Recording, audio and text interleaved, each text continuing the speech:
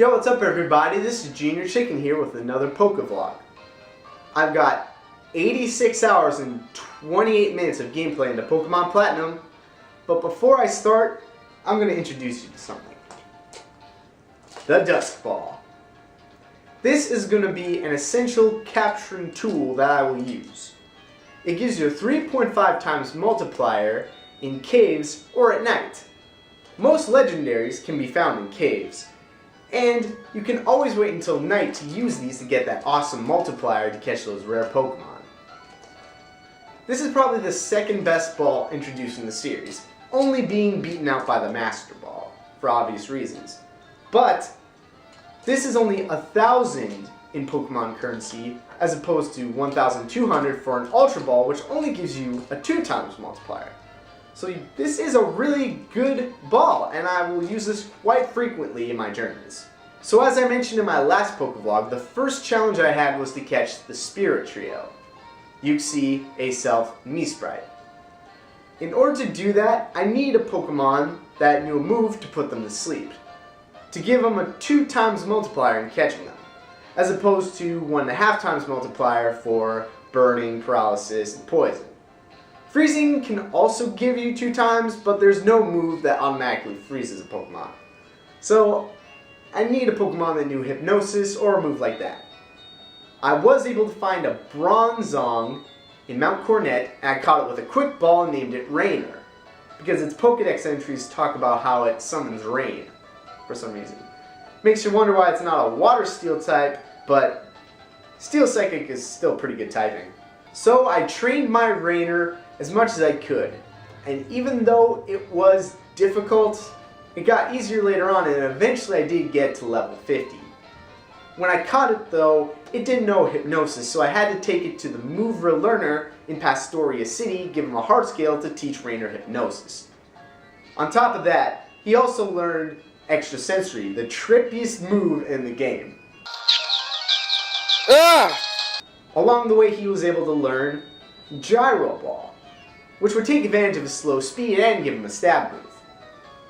And near the end of his training, he got to learn Night Slash, which is another effective move.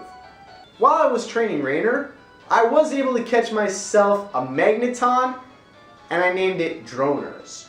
Once Rainer reached the same level as Confidence, I decided to train Confidence a bit more too. The first stop was Lake Valor to catch Aself, and then the second stop was Lake Acuity to catch Uxie. My main strategy was to send out Getzloff to weaken them, and then use False Swipe when it was necessary to get them down to 1 HP, thus making catching them a bit easier. Then switch out to Rainer to put the Pokemon to sleep, then keep chucking Dusk Balls at them in order to catch them. Near each of the lakes where the Spirit Trio lived, I found the Fire Blast TM, the Thunder TM, and the Blizzard TM. All 3 of them are similar moves, but with different types and different effects. Both these legendary Pokemon pose a pretty fair challenge. They each had Confusion, they each had a move which boosted their best stats. Aself had Nasty Plot to boost his special attack, and Uxie had Amnesia to boost his special defense. On top of that, even though I could put them to sleep, Aself had a move called Outroar to prevent himself from going to sleep, and Uxie had Yawn, so he could put my other Pokemon to sleep right after I put him to sleep. Aself and Uxie also knew Future Sight, so even if I did put them to sleep, there was a chance that my Pokemon may get hit. It took me 1 Dusk Ball to catch Aself, and 2 Dusk Balls to catch Uxie. Of course, I named Aself Courage and Uxie Wisdom. Kinda like the 2 pieces of the Triforce. Then, I had to go near my hometown to get to Lake Verti to catch Mesprit. Rawan told me I need the map marker app on my Poke-Etch in order to catch it. But it turns out, I was behind on my apps. I had to go to talk to the president of the Poke-Etch himself to get caught up on all the apps that I missed out on. It was so frustrating trying to catch Mesprit. You can't just fly to the area it's nearby, because then it will fly all the way over to another area in the Sinnoh map. Every time you went to a new area in Sinnoh, you would either go to a nearby area or fly to a whole different area on the Sinnoh map. It was frustrating. Unless your path was entry based, you would have a ton of trouble trying to catch up with it. Even if you did get to the designated area where you could battle it in the wild, you'd still be facing all these weak Pokemon that you didn't care about, and if you didn't catch it in time, it would flood away. It was so damn frustrating. Then there was the time when you could catch it. It would flee every single turn. I was lucky that Get Sloth was fast enough so I could weaken it to 1 HP each time I ran into it, but then Rainer's slow speed of 30 couldn't allow it to even attack before Mesprit could flee. I had to give it a quick claw, and after tons and tons of tries, eventually I could put Mesprit to sleep. And even then, it would still flee. The only advantage this gave me was that I could use Quick Balls in order to catch it, because those give a 4 times multiplier on the first turn. And because it kept fleeing away every damn time, every time I encountered it, it'd always be the first turn in battle. And thankfully, after so long, after about maybe 3 hours of trying to catch it, wasting 5 Quick Balls, I caught it. But with Mesprit, I decided to screw the Triforce altogether, and I named it Pansii, with a double I. You don't realize how frustrating it was to catch Mesprit. I became a total... I was totally yelling at my brother all the time, and I was like a totally different person. But as soon as I caught Mesprit, I was so proud of myself for finally catching it, I turned back to my normal, friendly, and nice self. So the first challenge I've completed.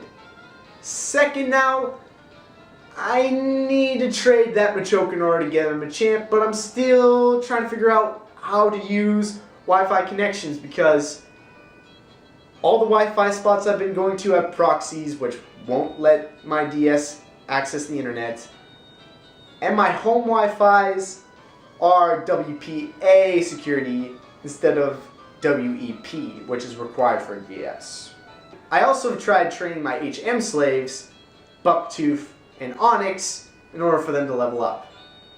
Because Onyx is so terrible with his offense, it's much easier just to train Bucktooth, because even though it's an HM slave, it has better stats than Onyx at a higher level. Eventually got totally fed up with training Onyx after I was only able to learn Iron Tail at level 41. So yeah, I also want to trade Onyx in order to get Steelix, who's much better. I have been planting berries recently in order to get more berries. A lady in Pastoria City will give you a berry every day to weaken the powers of a certain type of attack, depending on what day it is. Thankfully I was able to get a Koba berry and a Payapa berry, which weaken flying and psychic type moves. Perfect for fighting types. So far I've been planting those two, as well as the Lepa berries and Lum berries, because I figured those would be pretty useful in battle too. Especially the Lepa berries, because I'm going to be using a lot of PPs in battle. The other berries that I have that weaken super effective attacks are the Shuka berry, the Yashe berry, and Chilean berry, which weaken the effects of ground, ice, and normal type moves respectively. I also figured if I'm going to trade off my Machoke, I should trade off some other Pokemon when I get the opportunity. So I decided to train my Ghastly and turn it into Haunter, because I want my Gengar! Gengar!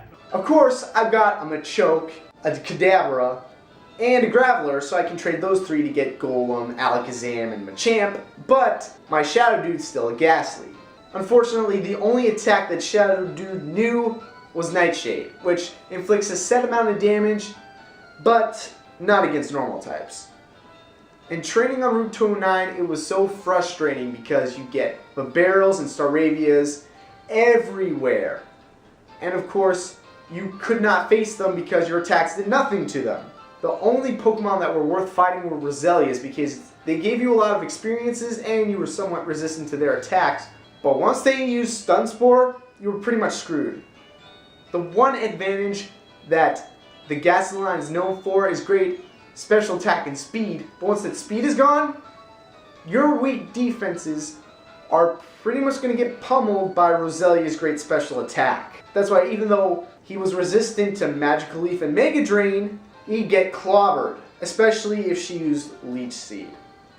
And even though Shadow Dude was able to learn Sucker Punch later on, it didn't do much because his attack power is pretty bad. While I was training Shadow Dude though, I ran into a Wild Chansey. I swapped out to Getzlaf to hit it with a False Swipe, and I was not able to catch it with a Luxury Ball, unfortunately. So instead, I caught it with a Great Ball, and I named it Bowen, after one of the cutest girls I know. But after trying for so many times, I was eventually able to reach level 25, where I could get Ghastly to evolve into Haunter. Upon evolving into Haunter, Shadow Dude was able to learn Shadow Punch, which may be a physical move, but at least it gets stabbed, unlike Sucker Punch.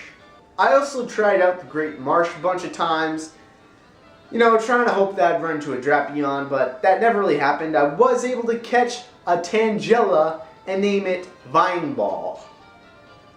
I was also able to find a Toxic Plate, perfect for Killer Frog.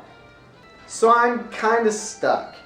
I'm still trying to find a good place where I can get a Wi-Fi connection so I can trade my champion to become a champ. And maybe a bunch of other Pokemon. So right now I'm just planting berries so I can make more berries, which can eventually help me out when I'm facing the Elite Four and Champion. And I'm trying to find some other items that can be very helpful. I'll focus on movesets later for my fighting team. I'm just really trying to find Wi-Fi. That's all I really can say right now. Right now my team is Shadow Dude, which is at level 25, Onix at level 41, Bucktooth at level 40, Confidence at level 50, Getzlaf at level 51, and Orman at level 52. So that's all I really have to say for this PokeVlog. I'm still trying to find those Wi-Fi connections in order to advance further. So far, all I can really do is plant berries so I can grow more, and maybe search for some more good items, but other than that, I don't know much else I'm going to do. So, thanks for watching, I'll see you later.